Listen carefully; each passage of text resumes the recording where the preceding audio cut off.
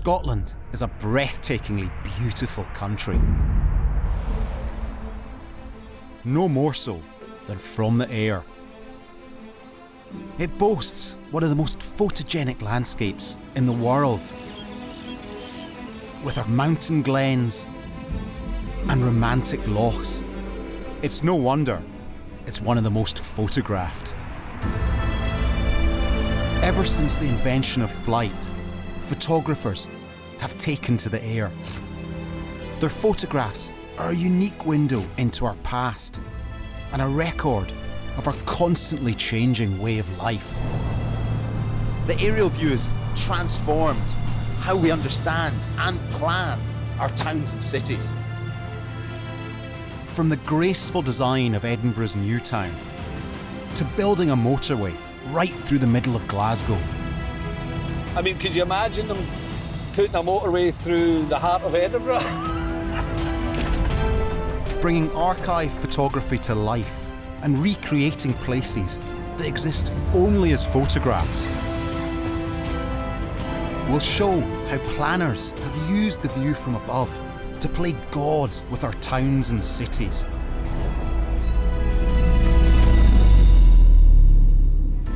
Defining how we live our lives, our homes, where we work, and how we get there. This is the story of our great cities from above. This is the story of Scotland from the sky.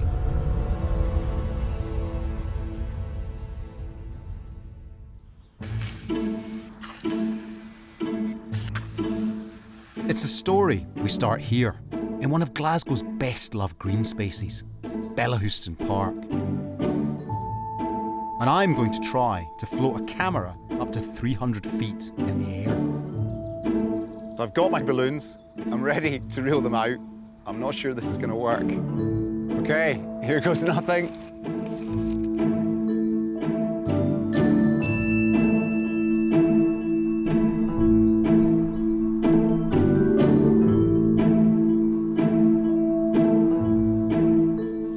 This is us passing 200 feet now, and we're going to keep going.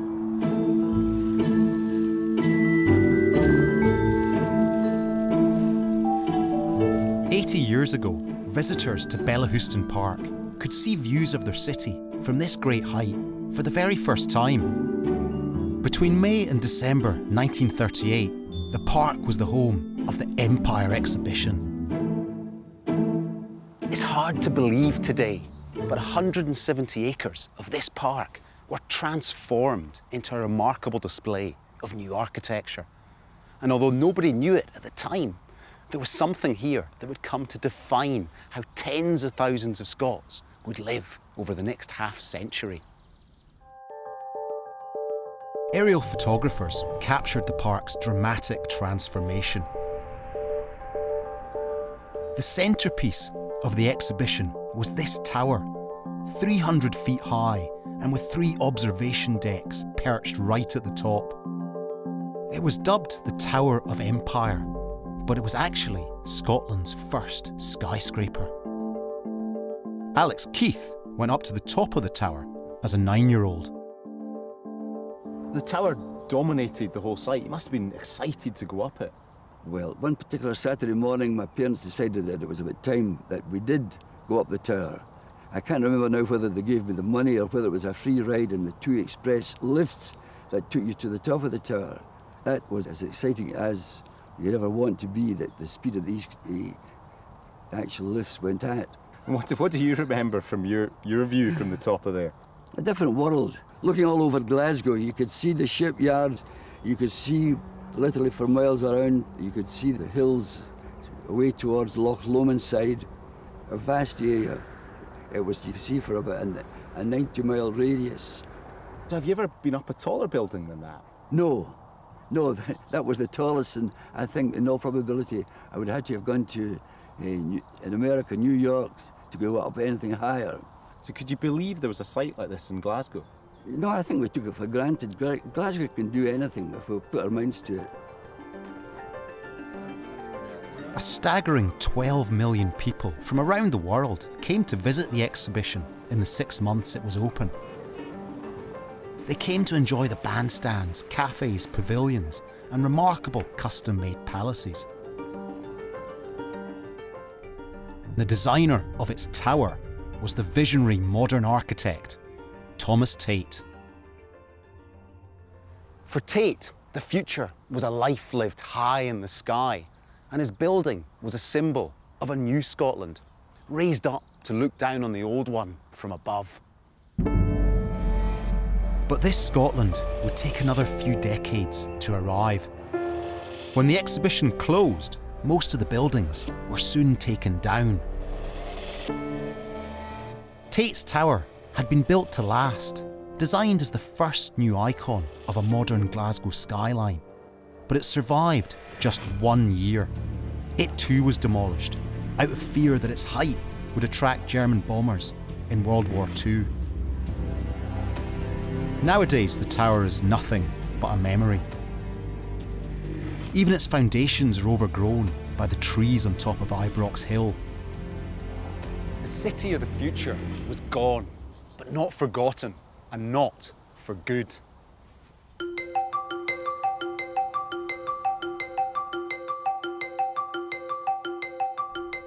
The record of how our towns and cities have changed over the past century is kept here, in the archives of Historic Environment Scotland in Edinburgh.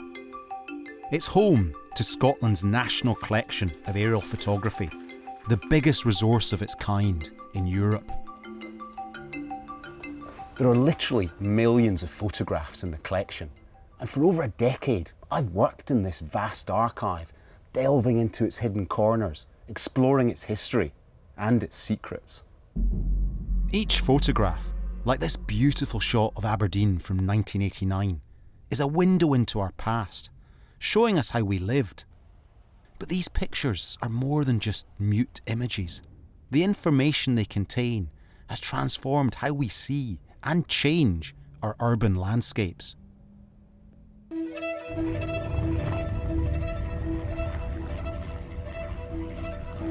Our workhorse is this trusty little Cessna. We fly all over Scotland in it, carefully documenting the world below.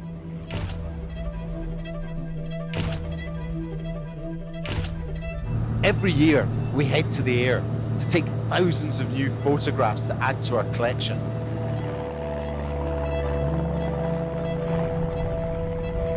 But before the invention of flight, there were huge gaps in our understanding of the country.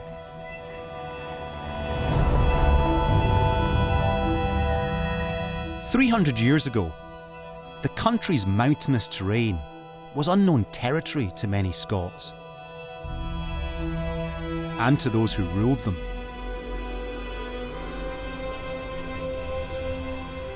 For outsiders, the Highlands were a mysterious and intimidating landscape. After successive Jacobite rebellions, the government realised they needed a more complete picture of the lay of the land. So they hatched an ambitious plan to accurately map the Highlands of Scotland for the very first time. To complete this Herculean task, the government turned to a maverick mapmaker from Carluke. He was just 21 years old, and his name was William Roy. He began his survey here, at the tip of Loch Ness, in the summer of 1747. Roy set off with his surveyor's wheel, marked the first and second bends with 2 poles, and then measured the distance between them with metal chains. And on he went, over and over again.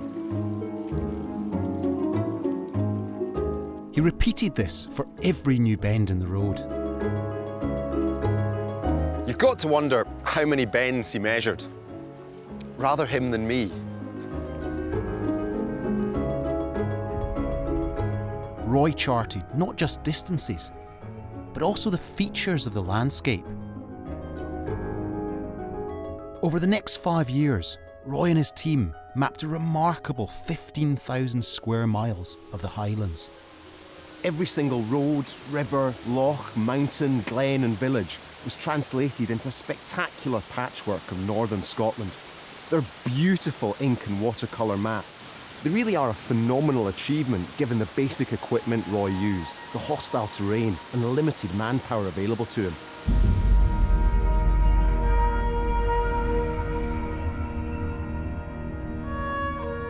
And you can see just how accurate his maps are when you match them with the real view from above.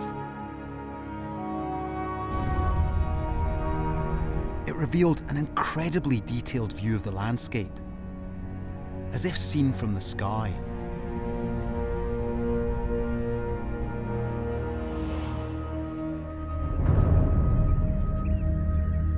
Once you understand a country's landscape, then you can change it.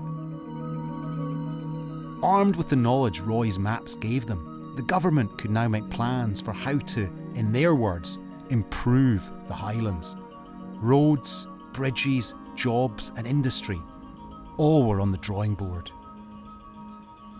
But how was all of this going to be achieved in such an unforgiving landscape? Step forward some of Scotland's world-famous engineers, like Thomas Telford. He thought if you could open up travel and trade in this tough terrain, you could forge new communities. You could engineer a future for the Highlands.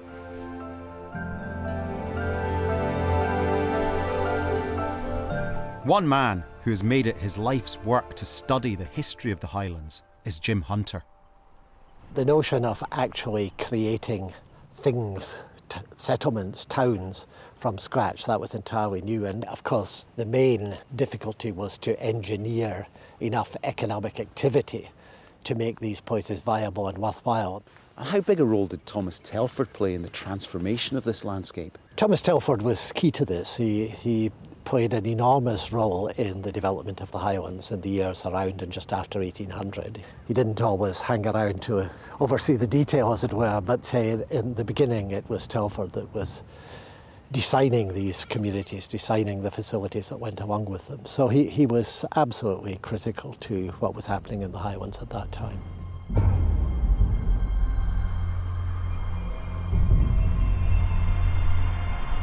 Telford's mission was to tame the wild landscape, to make it accessible. And so he built new roads and bridges, like this beautiful crossing here in Dunkeld.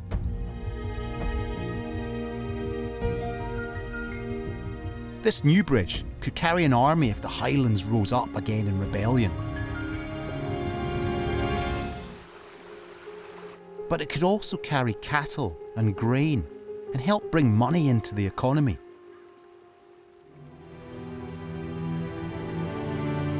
In the late 1780s, Telford was asked by the British Fisheries Board to help design and build, from scratch, new fishing towns and villages in the Highlands. Ullapool is nestled on the edge of Loch Broom, and it's hard to think of a more picturesque spot to build on. When you look down from above, you can see it's a cleverly arranged pattern of neat little streets. Work was completed in 1798, and even to this day, little has changed with the layout. This street, Shore Street, runs parallel to the waters of Loch Broom, and originally it was reserved for public buildings and storehouses for the fish. The worker streets were placed behind, going east to west, and its beauty was its compact simplicity. These planned ports were built to bring prosperity to the people of the Highlands for generations to come. Ullapool's neat and ordered streets became the model for later fishing towns, like Pulteney Town in Wick. But in Ullapool's case, despite these best-laid plans, as a fishing port, it was a crushing failure. Within a few years, local herring stocks had vanished, and the town's economy collapsed for the best part of a century. The herring may have fled, but Ullapool survived. Today, it's a tourist hotspot and gateway to the Outer Hebrides. It's testament to the vision of the original planners that over 200 years later, Ullapool's practical design has endured.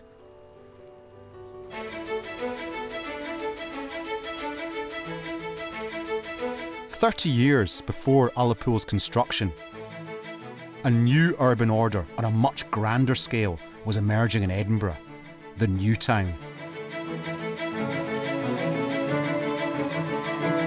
At the time, it was the largest planned city development in the world, spreading out over the empty fields to the north of the castle. For many of its residents today, there's nowhere better to live." And walking around here, it's easy to see why. It's a masterpiece of thoughtful planning, a monument to order, rationality, elegance, full of grand townhouses and sweeping crescents. For me, the New Town's always been a kind of architectural poem, written in stone. It's even more beautiful when viewed from above. In the days before planes and drones, there was one eccentric Edinburgh resident who was fascinated by high viewpoints over the city. His name was Patrick Geddes, and he'd often be seen leading groups up to a tall tower at the top of the Royal Mile. Perhaps you're wondering why I hurried you up here from the street, he would ask the group. Simply because the exertion of climbing gets the blood pumping, clears the fog from your brain, and prepares you for the mental thrill of these outlooks. The tower was one of the highest spots in the whole of Edinburgh. And right at the very top was a Camera Obscura. It's like a giant camera laid on its back, with a mirror this size at the top of the building directing light down onto this wooden table. It allowed the viewer to look down on the city and the landscape from above, charting the relationship between the two. It offered views in every direction, but it also showed you more than just scenery. Geddes liked the views so much that he bought the tower and its Camera Obscura. He was entranced by the high vantage it offered because it allowed him to understand the city in a completely different way.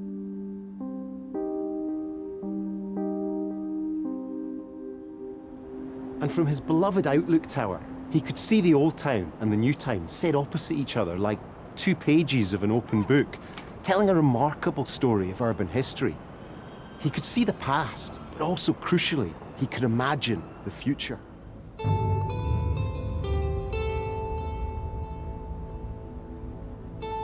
The Edinburgh of Patrick Geddes' era was very much a city of the mind, graceful and refined.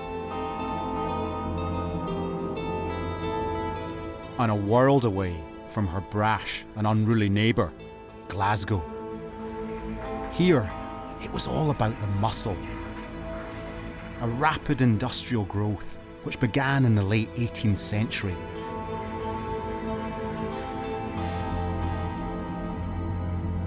By the mid-1800s, it was Scotland's biggest city.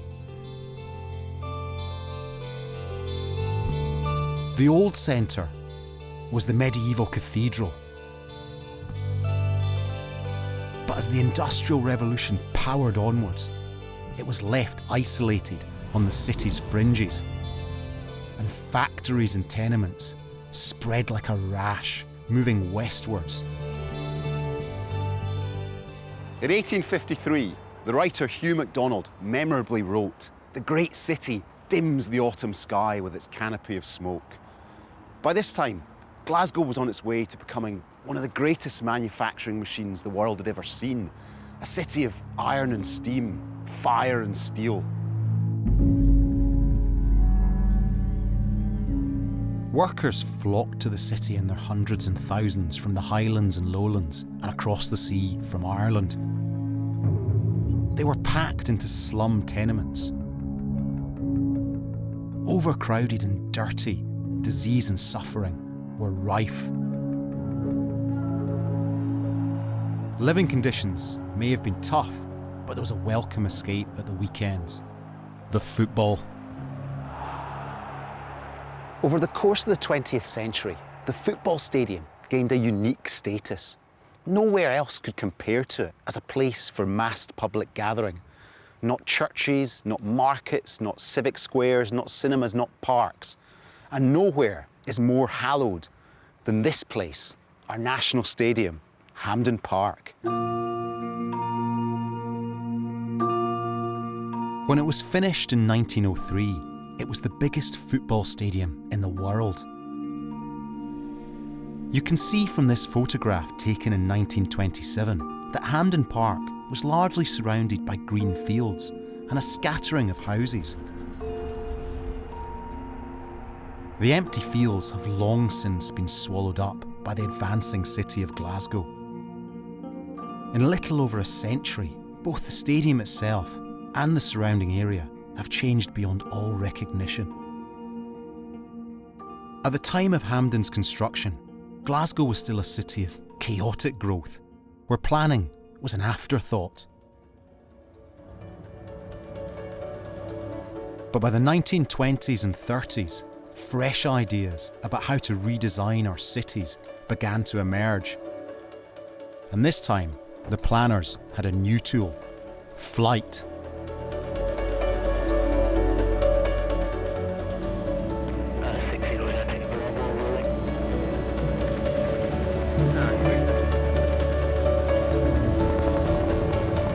Sitting up in the front of a helicopter is awe-inspiring. Up here, you can look out and spot features you just can't see from the ground.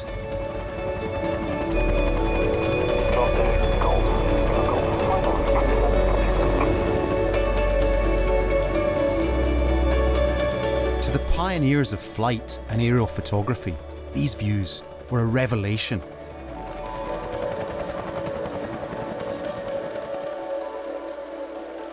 Paris was the first ever city to be flown over by an aircraft.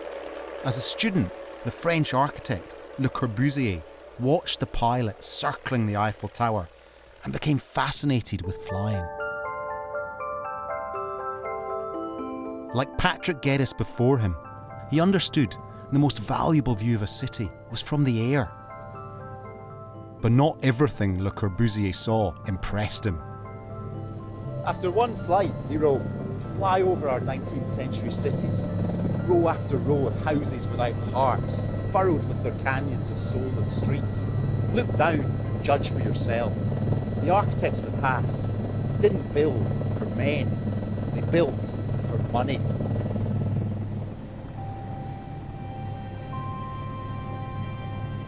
Le Corbusier thought he saw a terrible truth, that cities were killing the people who lived in them. "Cities with their misery must be torn down," he said.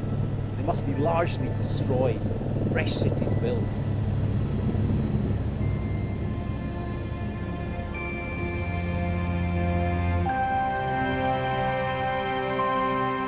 This God's eye view transformed Le Corbusier's thoughts on how to rebuild.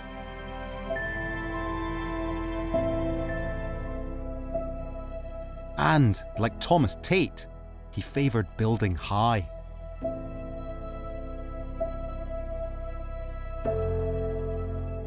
For Le Corbusier's Scottish disciples, the cities of the Central Belt were prime candidates for his new vision. But as Europe went to war in 1939, the architect's plans would have to wait.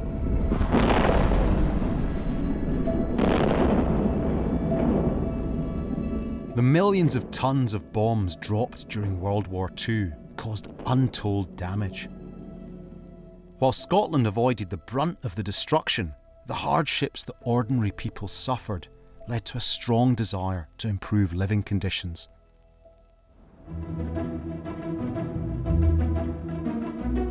It was time to look at the country afresh, to examine every inch of land.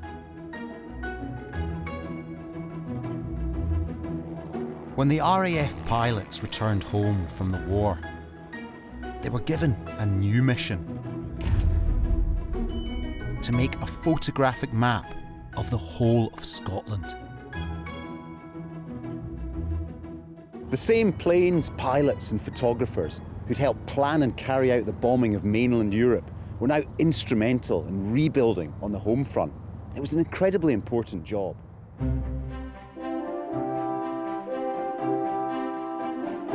But it was also mind-numbingly dull. As one pilot wrote, on each trip we would be allocated a block of land 40 miles long by 30 miles wide. This was divided into 10 runs, each 3 miles apart. 400 miles of staring at the ground through a bomb site. Tedious in the extreme. They carried on like this for 6 years. In 500 flights, they took nearly 300,000 photographs. Their work effectively took planners into the sky. 2 centuries after William Roy, Scotland could once again be viewed from above.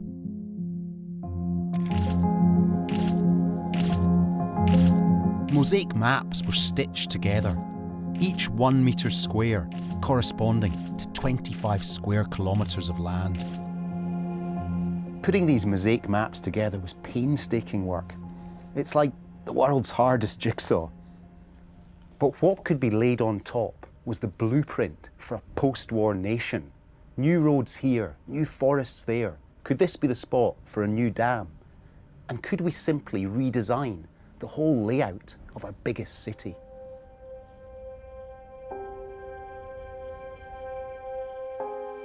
This 1945 public information film shows Glasgow's Victorian layout was no longer fit for purpose.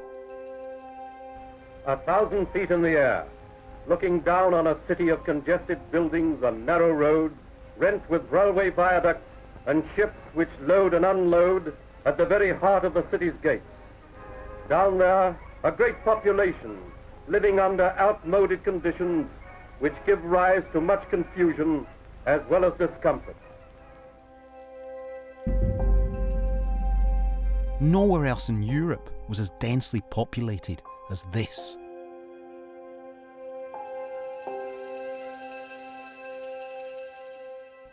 Something clearly had to be done. Planners needed to think fast, and they needed to think big. In the end, 2 vastly different visions for the city's future, both inspired by the God's eye view, battled it out. The most radical was contained in this document, written in 1945 by Glasgow's master of works, Robert Bruce. A devoted follower of Le Corbusier, he believed the best way forward was simply to wipe the slate clean. What he proposed in his infamous 1945 report was the levelling of the old centre of Glasgow in its entirety. Nothing would be saved from his savage planning scalpel. Iconic buildings like Central Station, the School of Art, even the city chambers behind me, they would all be demolished.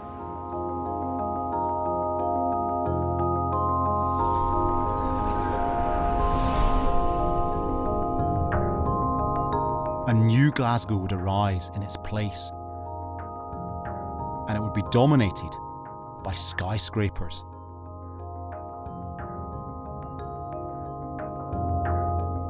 The plan for Glasgow of tomorrow is taking shape. The overcrowded and overdeveloped city will give place to a new and free-flowing city. An intriguing model of Bruce's plan was put on display at the Kelvin Hall to show the public what this new Glasgow would look like. It bore little resemblance to the city Glaswegians called home. Bruce's plan was met with fierce resistance.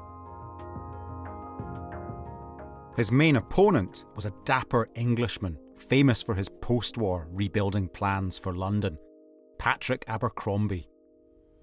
Rather than build upwards in confined spaces, Abercrombie advocated low-rise living in a series of brand new towns, built on open land far beyond the city limits. Glasgow's leaders now had two very different visions of the city's future in front of them. Incredibly, they seemed to agree with Bruce. His controversial vision was approved in 1947. At the same time, plans were being made for skyscrapers across Glasgow. Huge swathes of the old tenement blocks were demolished, knocked down to make way for high-rise flats.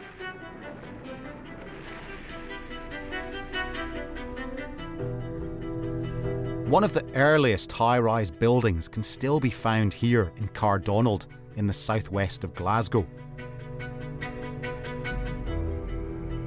Work began on Moss Heights in 1950 and took 4 years to complete.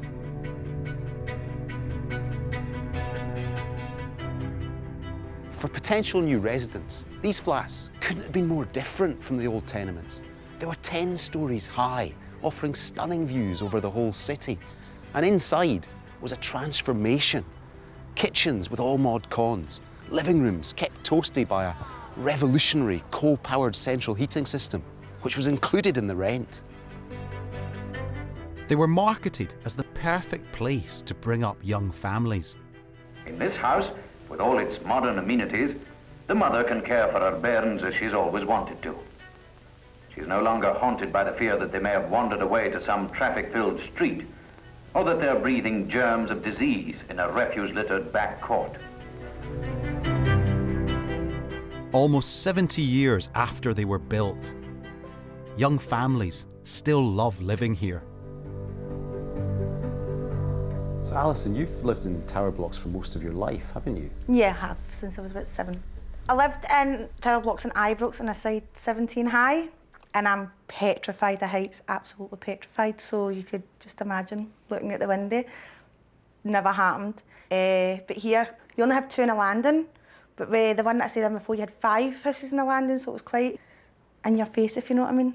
Now you're bringing up a child as well. How does she enjoy living here? She loves it here because of the space. They have a gardening club and things like that, homework club, and she loves going to that. She's met quite a few new friends there, so she enjoys.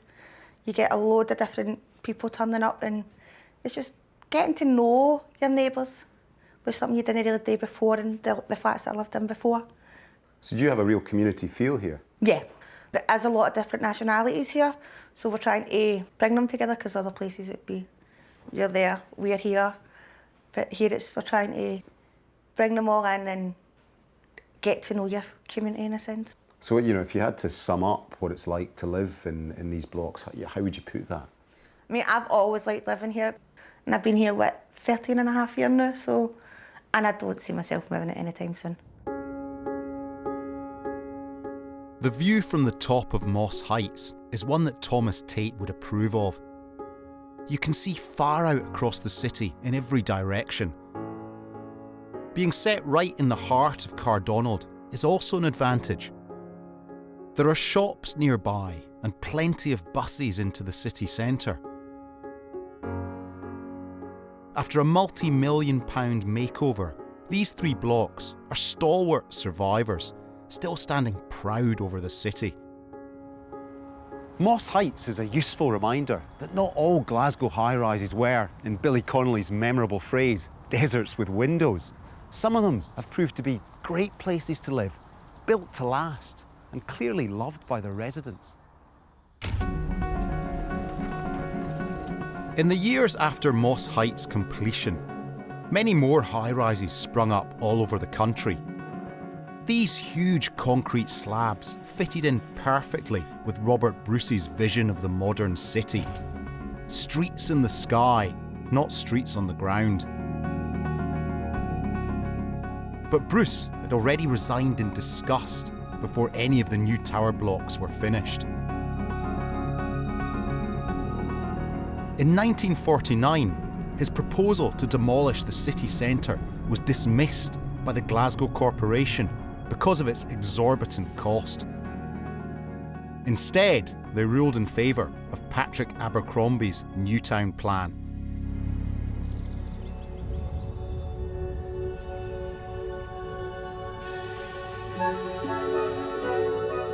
Hi, Ronnie. Morning, Jamie. How are you?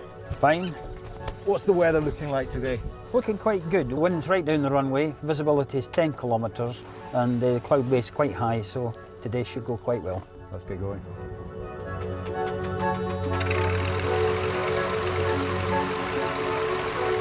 I'm going up in the National Collection of Aerial Photography's survey plane to have a look for myself at some of these new towns.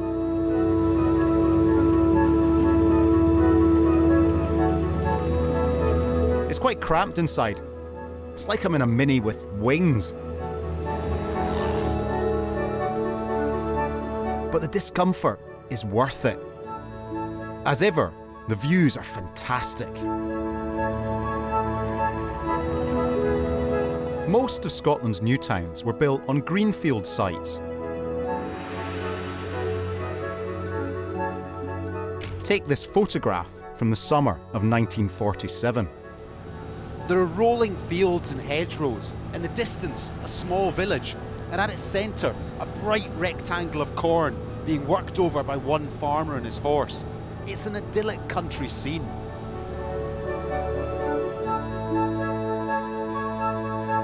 Gone forever.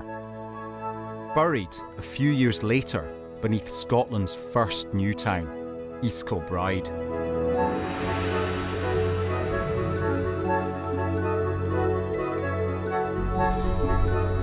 Four more new towns were developed in the 1940s and 50s.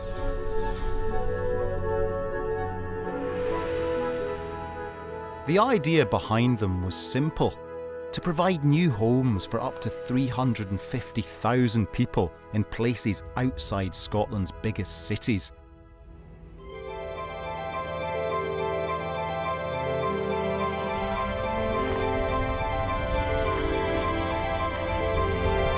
The second of these new towns was Glenrothes in Fife.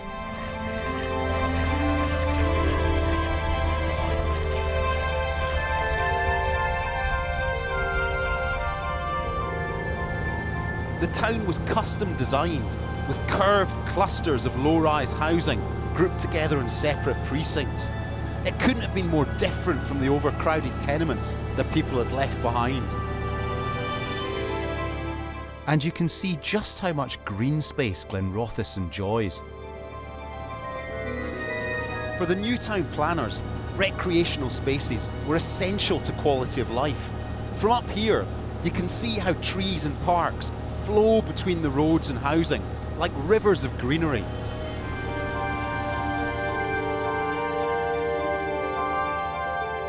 Everyone seems to have a decent-sized garden too. It's no wonder the town has won so many Britain and Bloom awards. The different areas of Glenrothes were named after the farms the town was built over. Some of them don't sound very Scottish. Each district was to be its own self-sustaining community, with shops, churches, schools, and even public art. Many of the town's early residents were brought here to work in the newly built Rothes Colliery. The 1951 Plan of Action for the town forecast a population of around 30,000. But building progress was slow.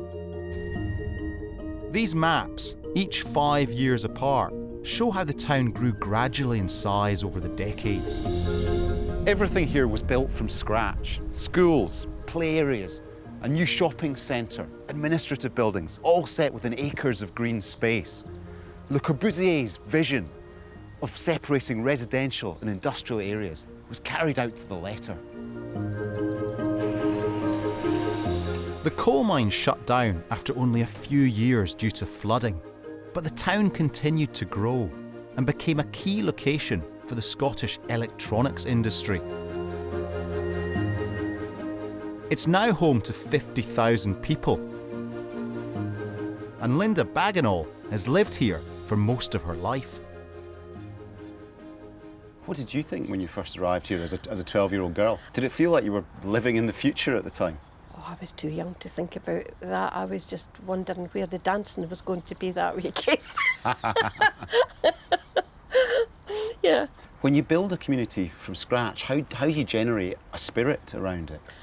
I believe that the people that were moving into the town, they were moving into Glenrothes for a reason. They were all looking for a new start.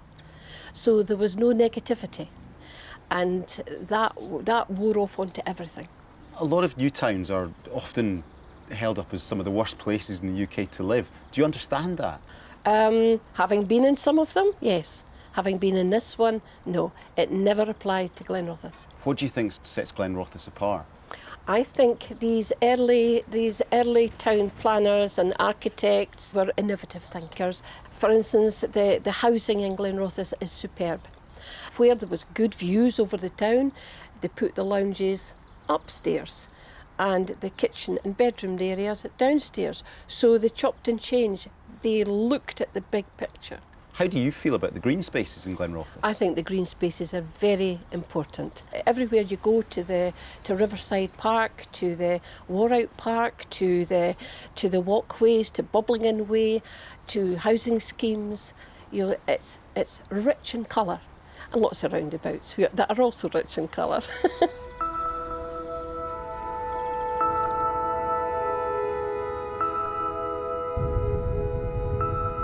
Driving round Glenrothes, what strikes you very quickly is just how well served the town is by roads.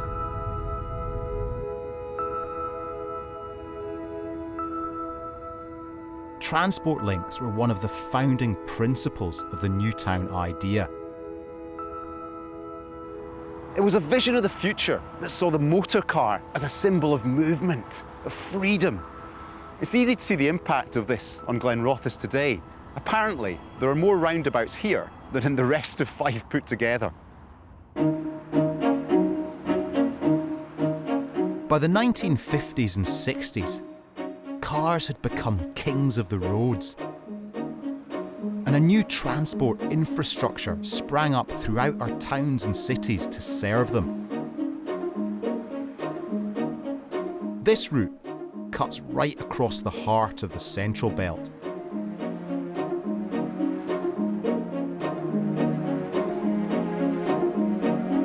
It's our busiest road, the M8 Motorway. 60 miles long, it connects Edinburgh in the east to Glasgow and finally Greenock in the west. One of the reasons for building the M8 was to ease the terrible traffic congestion in central Glasgow. Glasgow's roads were not designed for motorised traffic. They were built for horse-drawn vehicles. It is not surprising that congestion of traffic of all kinds, such as this, should be a daily occurrence, causing danger and wasting much time and energy.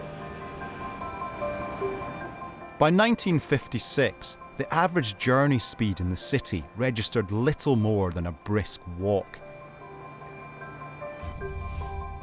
The bold solution proposed by Glasgow's all-powerful planners in the early 1960s was an inner ring road.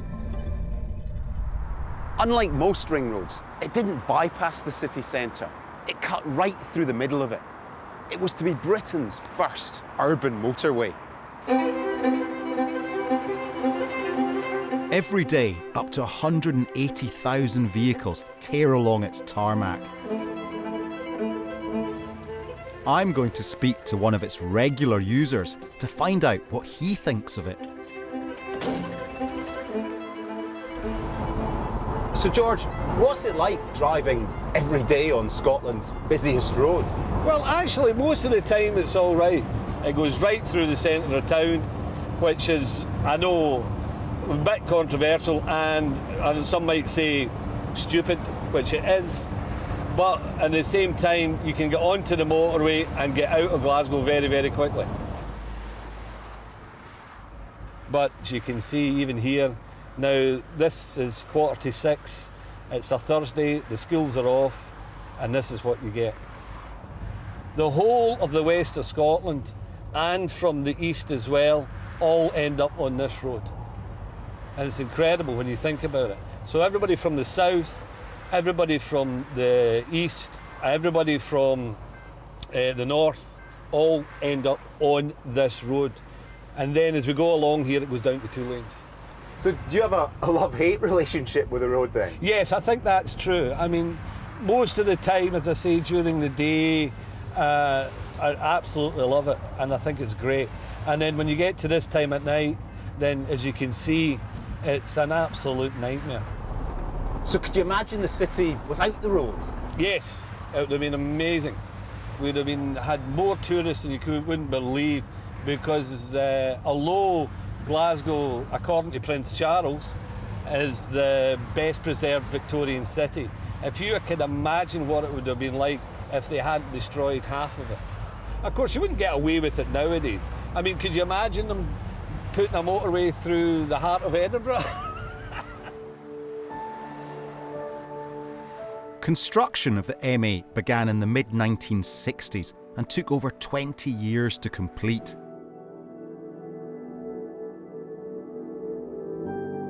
The M8 would rip right through the heart of thousands of people's homes, dramatically changing the layout and look of the city.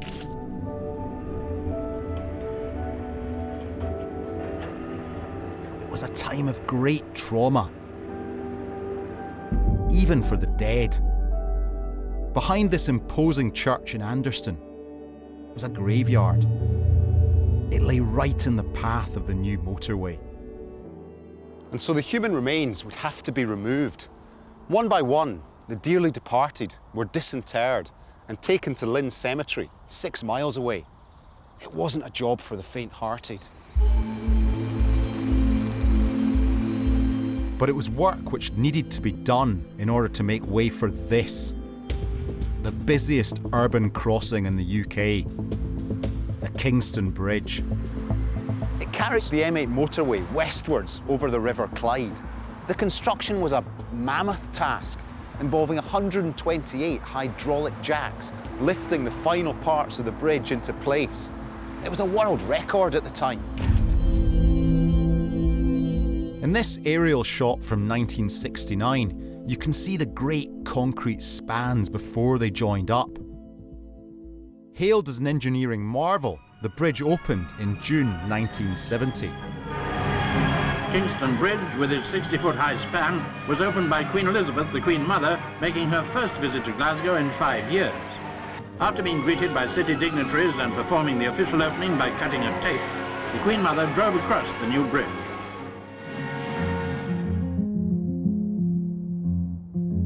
Building the Kingston Bridge was a huge achievement, but when it was finished, only half the inner ring road had actually been completed. And by the mid-1970s, public opposition to the other half was growing louder. Many Glaswegians were worried about the inner road network devastating even more homes and communities. The council abandoned the plan in the early 1980s. The incomplete nature of the scheme explains strange sights like this one behind me. The never-built junction of the unrealised southern flank of the ring road. It's known locally as the ski jump. It's not hard to see why. Despite never being fully finished, what was built of the inner ring road system totally transformed Glasgow. For car users, there were direct benefits. Average speed increased and journey times through the city shortened. But for lovers of old architecture, there was much to complain about. A huge motorway had smashed through a large chunk of the city, changing it forever. From the sky, it's clear just how much of Glasgow's Victorian architectural heritage has been erased.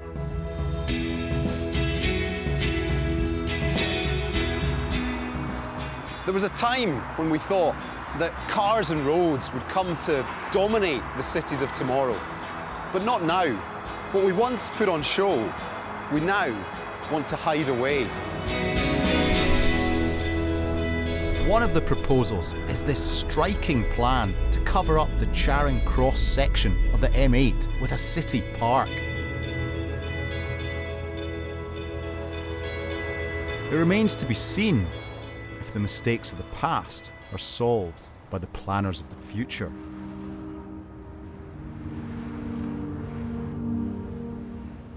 Glasgow's post-war experience of grand urban master plans has been a very mixed one. Take high-rise living.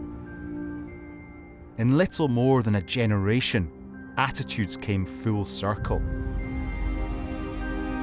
Tower blocks were heralded as smart solutions to inner-city housing shortages, but just a few decades later, they became part of the problem, monuments to social decay and deprivation.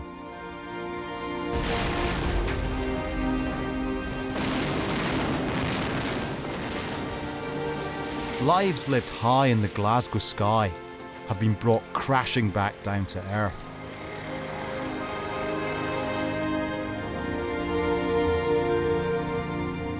Over time, new buildings are created to redefine the character of our urban landscapes.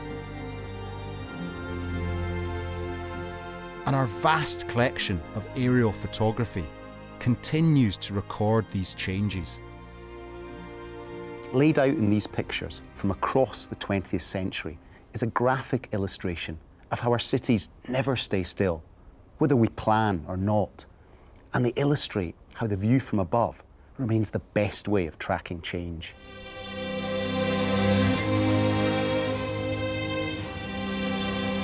This is Dundee. Of all Scotland's big cities, Dundee is the one currently experiencing the most rapid change. It's always been a boom and bust city, creating boom and bust architecture. And one new structure stands out. It's a building that's still under construction, and the best view of it is from the River Tay.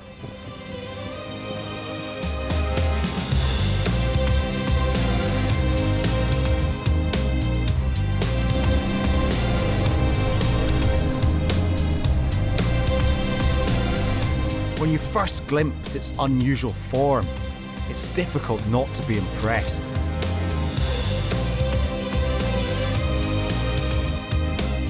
Costing a cool £80 million, it's the new Victoria and Albert Design Museum.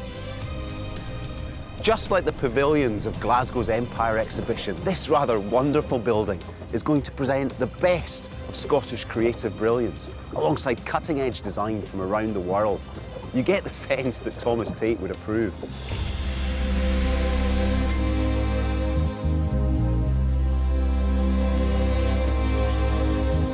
The harbour has always been key to the story of Dundee.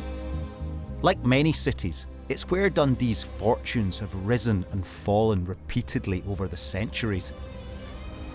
At the start of the 19th century, a major harbour redevelopment on reclaimed land, the work of the great Thomas Telford once again, greatly increased the volume of merchant traffic. By 1912, Dundee's new harbour areas occupied 119 acres of land reclaimed from the Tay. The Victoria Dock was built to serve the trade in one of Dundee's biggest products, jute.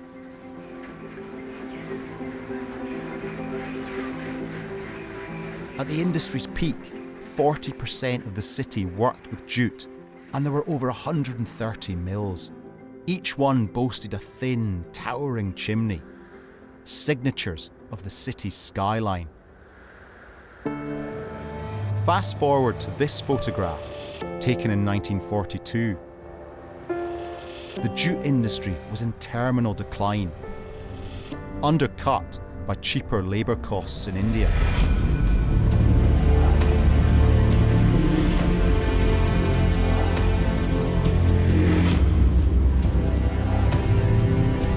The port fell quiet, the buildings gradually abandoned. The surrounding area was buried under a huge expanse of concrete and car parks. Was the harbour to remain redundant, lost forever? For decades, this question remained unanswered.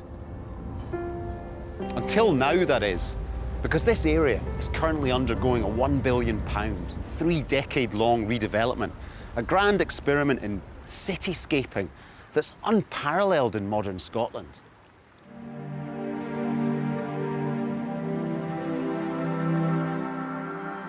The V&A Museum is at the centre of this new vision for the city. Its director, Philip Long, thinks it will turn Dundee into a cultural hub for generations to come. I think that creativity and the creative economy is a very important part of the UK's future. And here in Dundee, it builds on some of the historical skills that were here in the city. And the design of the building itself is about re-emphasising a connection between the city and the sea. Part of its brief to the architect was to help make that connection, and Ken Gokuma, our architect, does that wonderfully well. Dundee is not a large city, 150,000 people are thereabouts. So I think that when one understands that, and then the scale of a project like the waterfront with the V&A Dundee at its forefront, it is really, really impressive.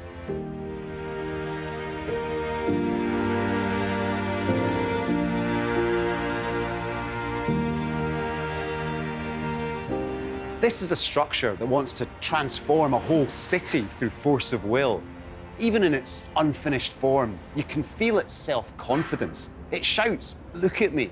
And of course you do. You can't help yourself.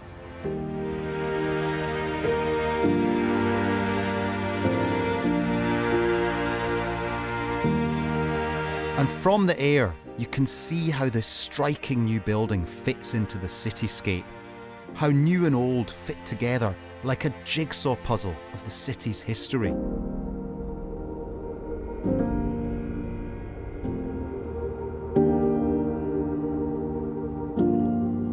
If you want to understand the stories of our cities and towns, there's no better place to be than in the sky. It all seems so obvious from up here.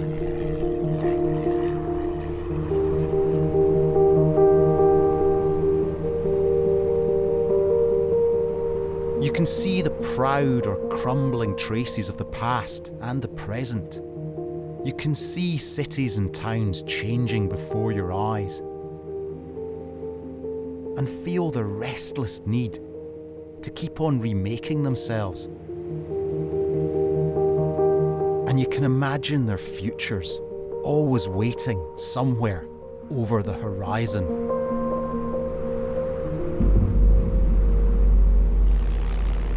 Next time, the fascinating story of the mysteries uncovered by pioneering aerial archaeologists, from hidden Roman camps to a field where the very concept of time emerged. How the God's Eye view provides an extraordinary window into our ancient past.